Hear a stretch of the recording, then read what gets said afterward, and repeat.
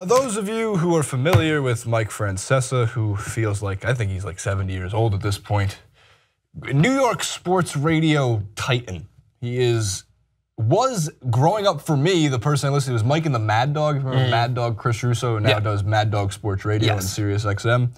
And ever since they broke off, Mike Francesa kind of went like overboard. Like he kind of lost his mind a little bit, and not in the like actual sense of medical.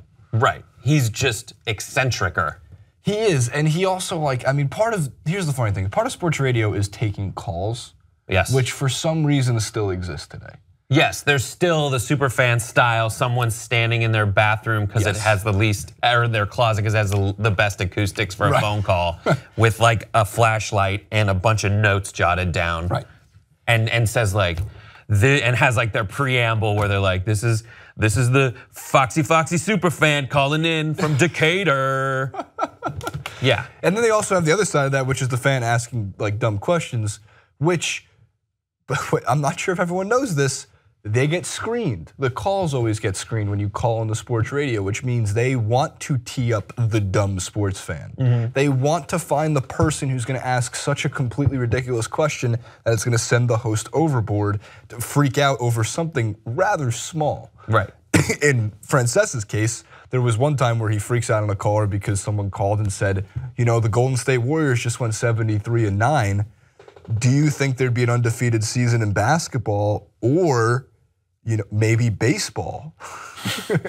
And Francesa's response for the most part is, what's the best team you can have? What was the best Yankees team ever? And he goes, the Murder Show Yankees had like 117 wins. And he goes, where are you getting the other 45 wins from? Like, where? No. What's the longest? No. This is insane. So he recently, there was a Ringer article that was written up about him because there's a chance that they'll get back together with Mike and the Mad Dog to kind of redo that. But he also said he might be walking out of WFA, and it's not WFAN anymore. That's what I grew up with, so that's what I'm going to call it. Out of that radio gig and start a podcast. But here's where I kind of think he's lost his mind. It seems like it's old newsman, which we see all the time in mainstream, on high horse. I am better than all of you. Yeah. So he discusses, there's two quotes about podcasts, which I thought were like, he says, the problem is they're handing out podcasts like they're Pez, okay? Right now my producers have a podcast. No offense, but they have a podcast. If you showed up here as an intern, they'd give you a podcast. He continues to say, they give everybody a podcast. How can that work? Can you give everybody a show? If you can't give everybody a show, how can you give everybody a podcast? And while I think his point is the market is so oversaturated with the same thing. Yes, that is it. The free market allows you to maybe find something that you want to listen to. You don't have to listen to the thousands of podcasts. Yeah, and you would break it down to say, well, anybody with a radio transmitter could have had a radio show, or a loud megaphone on the street can broadcast their live concert to as many people as walk by. And that seems like he misunderstands, like no one's giving you a podcast.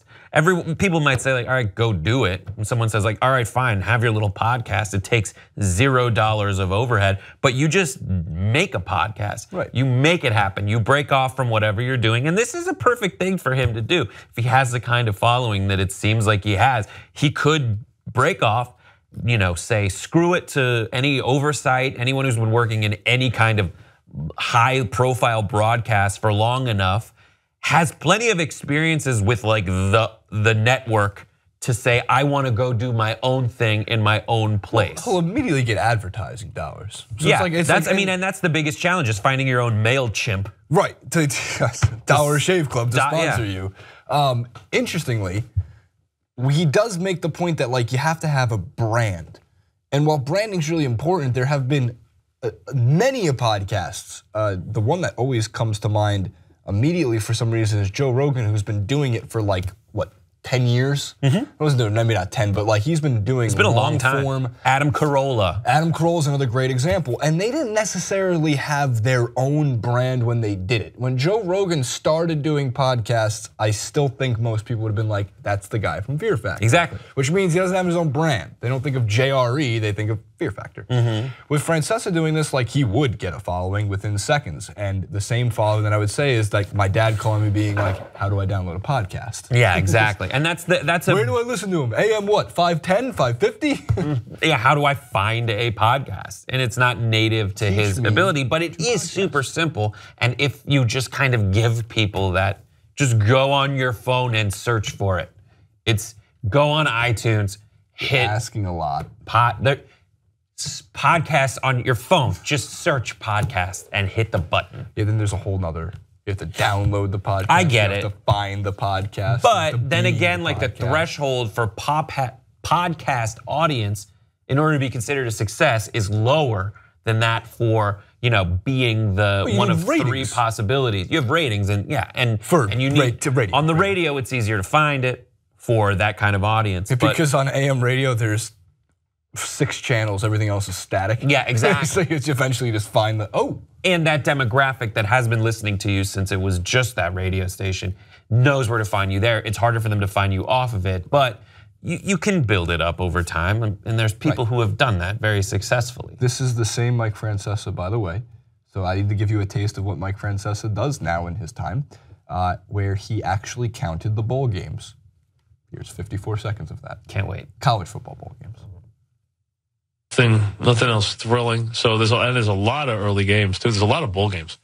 There are. You know how many bowl games there are? I mean, it is amazing how many there are now. If you just take the games that we consider to be typical, really what we'd call a bowl game. 1, 2, 3, 4, 5, 6, 7, 8, 9, 10, 11, 12, 13, 14, 15, 16, 17, 18, 19, 20, 21, 22, 23, 24, 25, 26, 27, 28, 29, 30, 31, 32, 33, 34, 35, 36, 37, 38, 39, 40, 41. Counting the 2 playoffs, 41. If you count the championship game, 42. 40 what? Wait, we cut off. 40 what? 42. Oh, 40. Oh. If you count the championship game, 42. Oh my God. See, that's great. At least he didn't do the thing like where you just say like the Alamo Pintado Fiesta Chip Bowl. Well, that's my favorite game to play is it a bowl game? Right. That's great. Say like the ETZ Hat Bowl. Yeah. Which you obviously know is not one, but if I asked anybody else, they'd be like, ETZ Hat Bowl. Sure. Yeah, Boise State and Idaho are playing that game. Emerald Nuts had their own bowl. There is an Alamo Bowl. Right. Yeah, but that's the thing is like at least he didn't do that. And that's great. Is that the kind of, because I never listened to Francesa. No, that's just like I find that to be one of the funniest bits I've ever heard because it's such like a ridiculous thing that he does is to actually count. Most of what he does is standard. Caller calls in, and it's New York sports media. So it's like, if Aaron Judge is on pace for 60 home runs this year, and he's got 13, do you think he could beat Barry Bonds' record? Do I think he could beat Barry Bonds' record? Barry Bonds had 73 home runs. No, could a rookie do it? No, this is insane. He goes, who's closer to winning a championship, the Knicks or the Jets? He goes, this is the dumbest question I've ever fucking heard. Yeah, see, I like that. I like the hook. So he does have his own brand. People he's tune been in. doing it he's probably look, in the New York sports market, he's still a kingpin of it.